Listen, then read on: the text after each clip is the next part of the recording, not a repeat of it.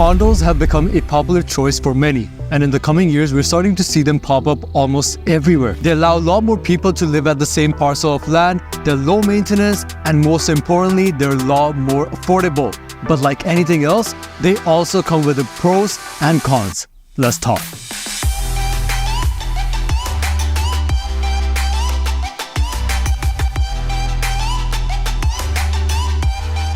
Well, I want to start the video on a positive note. So the number one advantage of living in a condo is living in the most prime locations in the city. You see, most of the condos we see are typically in downtown or places that are high in demand. A lot more people want to live there and there's just not enough land. So they end up, instead of building like that, they end up building up, which is how condos are kind of created. Now, these condos provide you easy access to get into these high density places or the most popular communities without paying the premium price of buying a duplex, a bungalow, or something in millions of dollars. Not only that, most likely you'll have easy access to work, entertainment, transportation, and so many other amenities, which mean you probably might not even need a car like this one, which means you could potentially save a lot more money living in a condo in the long run.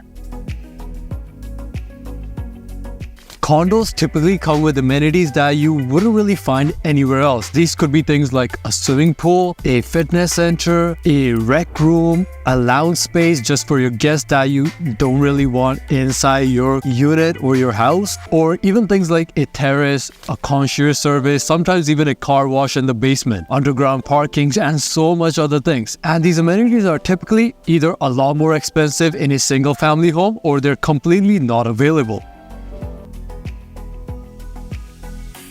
Next up would be low maintenance. You see, living in a condo, most likely your condo fee will be saving some kind of money into the reserve fund. That fund is used to kind of take care of your roofing, your siding, upgrading the property, repainting the house, taking care of the elevators, and all that kind of stuff, which means you don't have any major maintenance costs you really need to worry about. And most importantly, you don't have any maintenance of keeping up the property. There's no snow removal, there's no cutting your grass, there's no shoveling the lawn, and so many of the small little things, which means you can be a lot more productive at your work, or you can simply spend more time to yourself or family.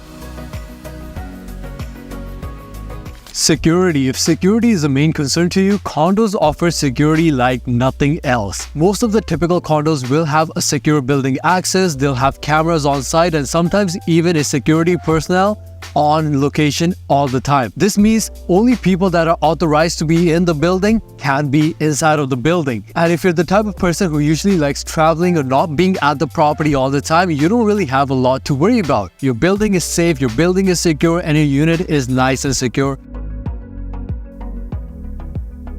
Sense of community. Condos are typically great for young individuals, singles, or even old retired people who are looking to stay connected to their neighbors and have a community around them. You'll have a much higher chance of meeting your neighbors at social events or private gatherings or even sharing amenities in the unit.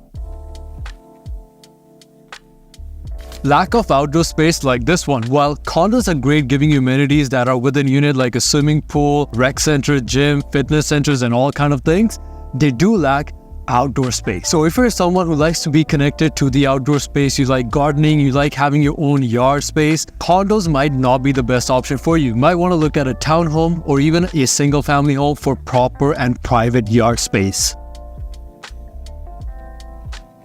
Limited privacy. You see, condos are great for security, but they do offer limited privacy because you are sharing sometimes almost 5 walls with a neighbor.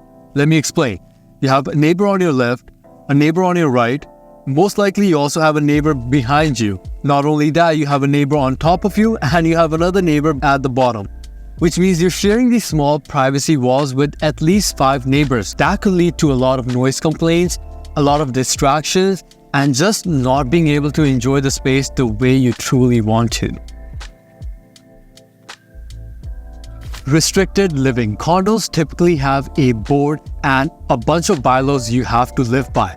These can restrict you in living the life in the way you really want. For things like personalizing the space, let's say you want to redo the electrical of your house, you would have to most likely go to the condo board before you go to the city to get those approvals in place. Or something as simple as wanting to paint your front door. Your condo might not allow you to do that. I even had clients of mine who were not allowed to store their winter tires on their patio, and they had nowhere else inside the unit to store them. So small little things, but your condos will have a lot of bylaws, or even something like pet restrictions. A lot of condos might not allow all kind of pets to be inside a building. So I would definitely advise to go through all the bylaws and the restrictions before you actually buy or even rent out a condo, because moving is not easy.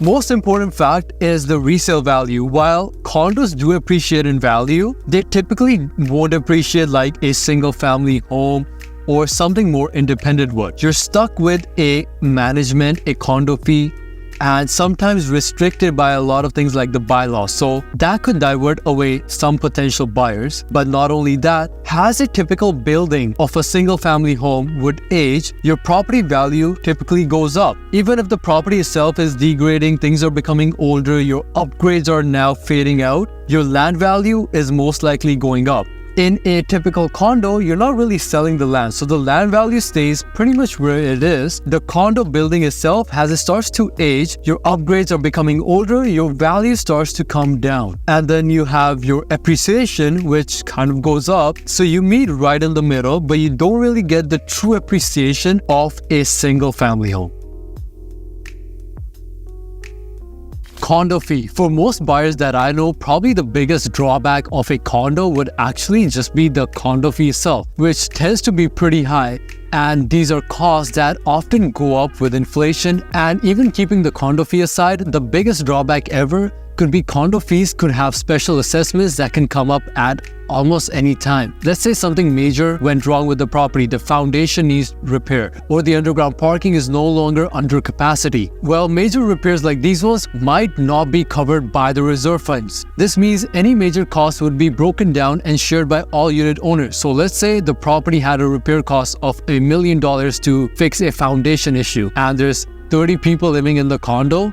That $1 million would now be another monthly installment that you have to pay for the special assessment to cover that $1 million of repair.